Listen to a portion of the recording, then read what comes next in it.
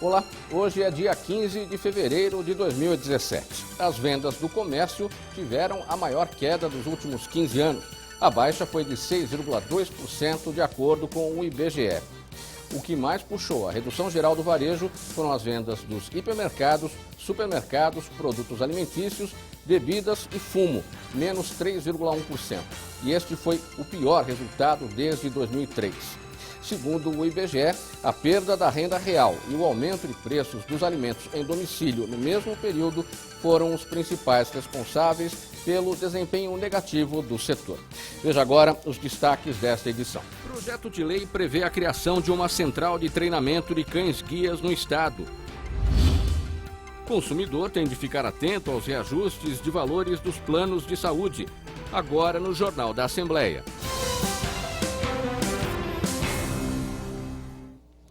Há poucos dias do carnaval, hemocentros de todo o país sofrem com a falta de sangue nos estoques. Para evitar situações de risco, principalmente em locais turísticos, uma campanha nacional incentiva as doações. O Hemocentro de São Paulo abastece mais de 100 unidades de saúde em todo o estado. Para isso, são necessárias 12 mil bolsas de sangue por mês. Mas neste período de carnaval, as doações normalmente diminuem. Isso pode prejudicar as cirurgias agendadas e principalmente os atendimentos de urgência. Sejam pacientes hematológicos, oncológicos, cirurgias eletivas acabam sendo canceladas, então é importante a doação. Para doar sangue é muito simples. É preciso ter entre 16 e 69 anos, pesar mais de 50 quilos e estar bem de saúde. As mulheres elas podem doar no máximo 3 vezes ao ano e os homens 4 vezes. Para o Carnaval 2017, os hemocentros de várias capitais lançaram as campanhas para incentivar a doação. Todos os tipos de sangue são necessários. Rosileide doou sangue pela primeira vez em 2004 e a sensação foi tão boa que ela não parou mais. Pelo menos uma vez por ano, ela passa 10 minutos nesta máquina que retira uma bolsa de sangue, suficiente para ajudar até 4 pessoas. O sangue não faz falta, pelo contrário. Tantas pessoas precisando de sangue, né? Saber que está participando, salvando vidas, isso faz bem, né? Saber que você pode fazer diferença na vida de alguém. E esse sentimento passou para as colegas de trabalho. Ela convenceu Pamela a vir também. Nossa, muito bom. Tipo, ajudar uma pessoa que eu não conheço, mas já vale muito. Muito ótimo. Me sentindo muito bem. Essa é a primeira de muitas? Sim, com certeza. Nos dias de muito sol, o importante é tomar cuidado com a exposição da pele. O uso de protetor solar é indispensável para a saúde e para aproveitar bem o verão. O verão vai oficialmente até o dia 19 de março e os cuidados para evitar a exposição excessiva da pele ao sol são importantes. Utiliza filtro solar sempre? Sim, sempre que posso. E hoje usou? Hoje não. Não usa filtro solar? Muito difícil. Por quê? Eu acho que eu não tenho costume, não peguei o hábito de usar e não uso. Utilizou hoje? Utilizei. E aí, repassa ou usa uma vez só? Eu passei uma vez só. Não esqueça nunca de repassar, né? Precisamos repassar a cada 2 ou 3 horas, dependendo do fator de proteção solar. Escolher um protetor solar de amplo espectro é fundamental, então que ali tenha proteção para UVA, UVB, para infrared e também ele pode ter multifuncionalidade. Então, um paciente com melasma, por exemplo, ele pode associar a um protetor com uma tonalização de base para ajudar a ter uma proteção física desse melasma, dessa mancha. De acordo com a Sociedade Brasileira de Dermatologia, 8 em cada 10 brasileiros não utilizam de forma correta o filtro solar. A dermatologista Bel Takemoto explica que todo o corpo precisa ser protegido. Uma bela dica é um investimento numa roupa com fotoproteção UV, né? Às vezes as pessoas suam muito, né, no trabalho e a roupa ela já vem com uma fotoproteção. Então é só colocar a roupa, fotoproteger as outras áreas que estiverem expostas e nunca esquecer. Então dorso de mãos, região de orelha, nuca, né, dorso dos pés se eventualmente estiver exposto. Mas é uma dica interessante. Proteger o lábio é um exagero? Não, muito pelo contrário. Proteger o lábio é fundamental.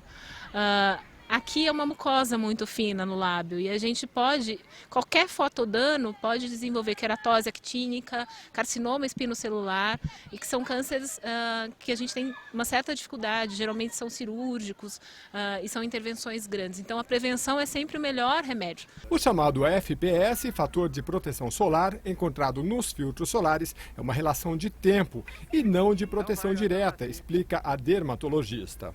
A gente tem uma continha básica aí para fazer. Essa conta básica é pegar a dose eritematosa mínima, que é o tempo médio de 4 a 5 minutos que cada pessoa começa a ficar vermelha quando se expõe ao sol, multiplicado pelo fator de proteção solar. O filtro solar precisa ser aplicado inclusive em dias frios e nublados. Além de ajudar na estética do corpo ao preservar a pele, mais importante ainda é evitar o câncer de pele, que corresponde a 30% de todos os tumores malignos registrados no Brasil. Aquela feridinha vermelha que tem o desconforto, faz casquinha, parece que nunca sara, que você sempre está futucando, sempre está coçando, se está vermelha, se sangra, se está crescendo, procure o dermatologista o mais breve possível.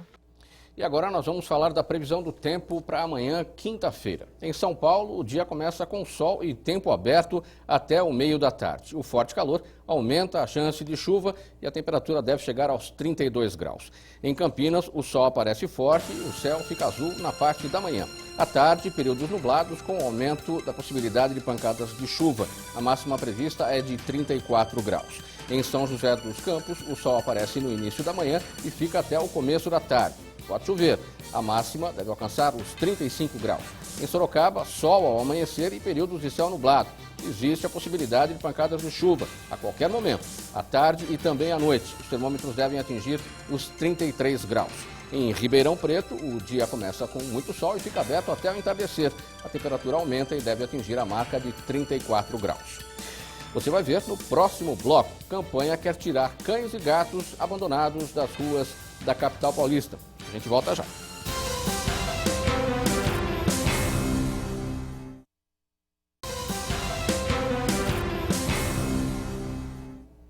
No Brasil, mais de 30 milhões de cães e gatos vivem em situação de abandono. São dados da Organização Mundial de Saúde. Para amenizar essa situação, um caminho pode ser a adoção consciente. Aqui em São Paulo, a ONG Vira-Lata É10 faz uma campanha para encontrar um lar para vários animais. O Conselho Regional de Medicina Veterinária do Estado de São Paulo está lançando a campanha Quando a Gente Chama, é claro que a gente cuida. Uma campanha para a valorização da adoção e também para evitar o abandono dos animais. A gente vai mostrar um pouquinho para vocês aqui nesta ONG. Nós temos 2 cãezinhos ali embaixo, 2 cadelinhas que foram abandonadas numa estrada. Inclusive uma delas estava atropelada. Foram resgatadas e agora estão para adoção. Tem ali uma outra, aquela marronzinha, ela foi adotada.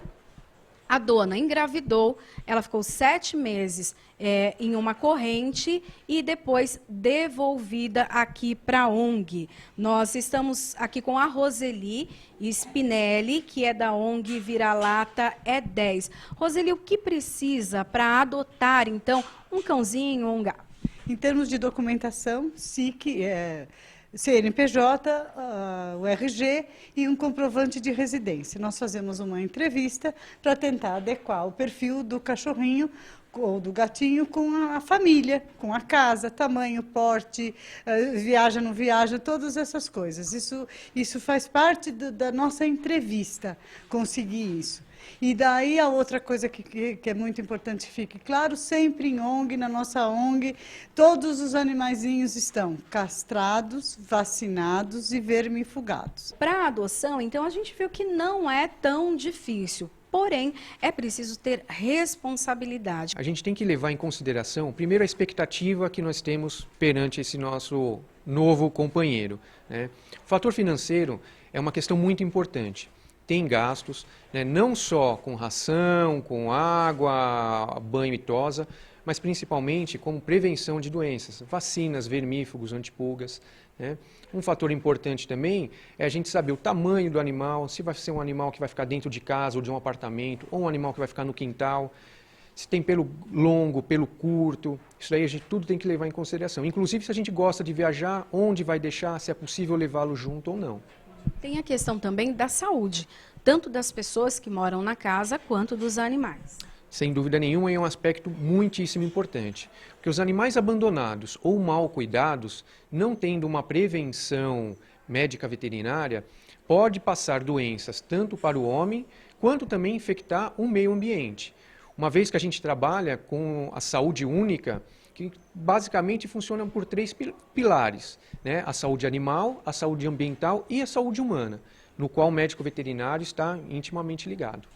A pessoa não pode esquecer que o animalzinho cresce, né? É bem bonitinho quando é filhote, mas depois muita gente deixa na rua. Exatamente. Eu acho que a palavra-chave aqui é planejamento, né? Então, assim, comprar simplesmente porque é bonitinho, por um impulso, a chance de repente acabar tendo desconfortos é muito grande. No Brasil, mais de 7 milhões de pessoas sofrem com problemas de visão, de dificuldades para enxergar até a cegueira total. A ajuda de um cão-guia facilita a vida de muitas delas, mas o acesso a um animal treinado é bem difícil. O Instituto Íris, aqui em São Paulo, trabalha com esses cachorros e tem uma fila de espera de mais de 3.000 pessoas. Uma vida antes, outra depois que Diesel passou a fazer parte da vida da advogada Thaís Martinez. Com o cão-guia, consegui ter muito mais liberdade, independência e segurança. E isso fez com que eu me sentisse, inclusive, segura para promover outras mudanças indiretas na minha vida, como, por exemplo, trocar a minha área profissional de atuação. Eu passei a ter coragem para ir morar sozinha e realizar vários outros sonhos.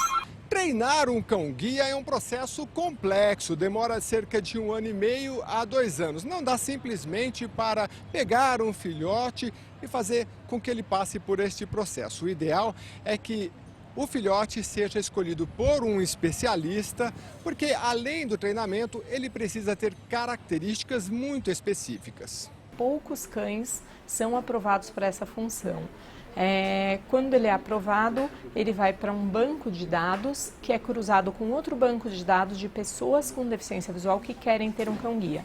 E aí os instrutores vão descobrir qual cão é mais compatível com cada candidato. Cerca de 1/3 dos cães-guias existentes no Brasil foram treinados pelo Instituto Íris. O treinamento é árduo, demorado e caro, de 35 a 45 mil reais, segundo Thaís, o que acaba restringindo o acesso ao cão-guia. Para facilitar e interligar informações entre deficientes visuais com instituições de qualificação de acessibilidade para deficientes, o projeto de lei 794 de 2016, que tramita na Assembleia Legislativa de São Paulo, prevê a criação de uma central de treinamento no estado de São Paulo. Os dados vinculados à Secretaria dos Direitos da Pessoa com Deficiência ficariam disponíveis para quem necessita de um cão-guia. Eu acredito que se os 3 setores, ou seja, governo, as empresas e as ONGs se unissem, para que o esforço fosse conjunto, acredito que nós teríamos resultados muito mais rápidos e muito mais significativos.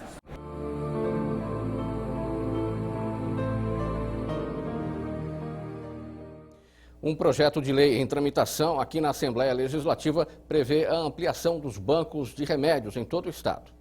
Sabe aquele remédio que você usou, está no prazo e não precisa mais? Então, desde outubro, uma associação gaúcha, juntamente com a OAB de Santana, está recolhendo centenas deles. O Banco de Remédios é uma associação sem fins lucrativos, independente, que atua há mais de 10 anos em Porto Alegre. Recebe medicamentos do Brasil todo e doa para quem precisa. A associação funciona há 10 anos no Rio Grande do Sul. Começou recebendo poucos remédios. Hoje, ajuda mais de 3.000 pessoas que precisam deles. Desde que esteja no prazo de validade e pode estar com a caixa aberta. Líquidos, cremes e pomadas apenas se estiver com lacre. E nós não recebemos insulina, porque o medicamento precisa ser refrigerado. A parte interessante de um banco de remédios também é que você não precisa doar só aqueles que estão lacrados e fechados. Estando no prazo de validade, serve esses assim também, ó. Quase todo usado, mas ainda com 2 lajes. O principal objetivo do banco, além de ajudar quem precisa de tratamento médico, é evitar o desperdício de medicamentos. O descarte incorreto não é regulamentado, nós não temos uma lei específica que fala sobre o descarte de medicamentos hoje em dia. Então, o banco de remédios recebe esses medicamentos e repassa para quem precisa. A Assembleia Legislativa de São Paulo, de olho na saúde pública, tem um projeto de lei, de autoria do deputado Enio Tato, do PT, que cria em todo o estado de São Paulo o banco de remédio com o objetivo de formar estoque vindo de doações de pessoas físicas e jurídicas. Um banco de remédios aqui feito pelo Estado ajuda, né? Ah, com certeza, vai ratificar, vai confirmar todo esse trabalho que o Banco de Remédios já realiza e tomara que nós tenhamos outros pontos de coleta para que as pessoas doem medicamentos, porque doar medicamentos é um ato de cidadania e as pessoas doando medicamentos ajudam quem precisa a utilizar aquele medicamento que não tem condição para comprá-lo, ajuda o meio ambiente e ainda diminui a judicialização na área da saúde. Agora nós vamos falar mais sobre a previsão do tempo para amanhã em outras cidades do interior e também do litoral do estado. Em Santos, o sol aparece logo pela manhã e pode chover no final da tarde e também no início da noite. A temperatura máxima pode chegar aos 33 graus. Em São José do Rio Preto, o sol aparece forte pela manhã e o tempo fica aberto durante todo o dia. A temperatura alcança os 33 graus. Em Mogi das Cruzes, o dia começa nublado e o sol aparece pouco pela manhã. Pancadas de chuva podem acontecer a qualquer hora do dia. A máxima chega aos 32 graus. Em Piracicaba, o sol aparece e o tempo fica aberto na parte da manhã e começo da tarde. Pancadas de chuva devem ocorrer também. A temperatura alcança os 35 graus. Vamos agora para mais um intervalo e você vai ver a seguir. Um projeto de lei prevê a regulamentação de concursos públicos em São Paulo. Só um instante.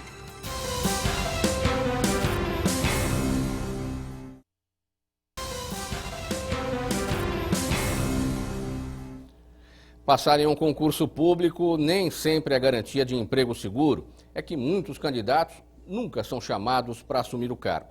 Mas um projeto de lei em análise quer garantir os direitos de quem se esforça para ingressar na carreira pública. Ser delegado de polícia era o sonho deste advogado há quase 30 anos. Mas o que era para ser bom se tornou um pesadelo.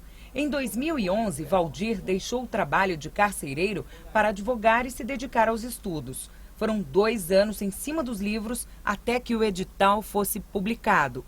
Eu comecei a estudar no final de 2011, já me preparando para um próximo concurso de delegado de polícia no estado de São Paulo.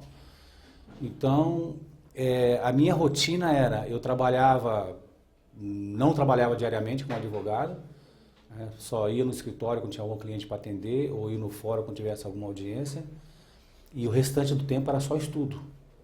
Assim, eu tinha um planejamento que o meu estudo mínimo diário era 8 horas. Isto de domingo a domingo. Ele passou na primeira prova, mas só foi chamado para o exame oral 9 meses depois. Aprovado, esperou mais 2 meses pela avaliação psicológica. E então, em novembro do ano passado, o advogado entregou os exames médicos e documentos pessoais. Mesmo assim, até agora, 1 ano depois, nada de ser chamado. Com mais de 11 milhões de desempregados no Brasil, os concursos acabam sendo uma alternativa para quem busca uma vaga e principalmente alguma estabilidade. Mas por causa de problemas enfrentados por candidatos como o Valdir, surgiu a necessidade de uma lei que regulamente os concursos públicos. Aqui na Assembleia Legislativa do Estado de São Paulo, o projeto que prevê as normas a serem obedecidas é da deputada Márcia Lia, do PT. O que está acontecendo há alguns anos já, uns 3, 4 anos, o governo do estado de São Paulo, ele lança edital de concurso, ele abre o concurso, as pessoas estudam, se inscrevem, fazem o concurso, são aprovadas e depois elas não são chamadas para o concurso. E as pessoas estavam desesperadas, querendo serem contratadas. Aí a gente percebeu, fomos procurar, identificamos que não tem uma lei que regulamente a aprovação, a forma como os concursos devem ser feitos, e nós decidimos então apresentar um projeto de lei, é o PL 580 de 16, para que a gente possa ter toda essa regulamentação organizada no estado de São Paulo. O consumidor que se sentir lesado em relação a valores abusivos cobrados pelos planos de saúde deve procurar seus direitos. O PROCON orienta o associado a ficar atento à legislação, principalmente em relação aos reajustes por faixa etária. A aposentada Mara Barreto paga um plano individual de saúde há mais de 20 anos. Ao completar 59 anos, em apenas 3 meses, o valor da mensalidade triplicou.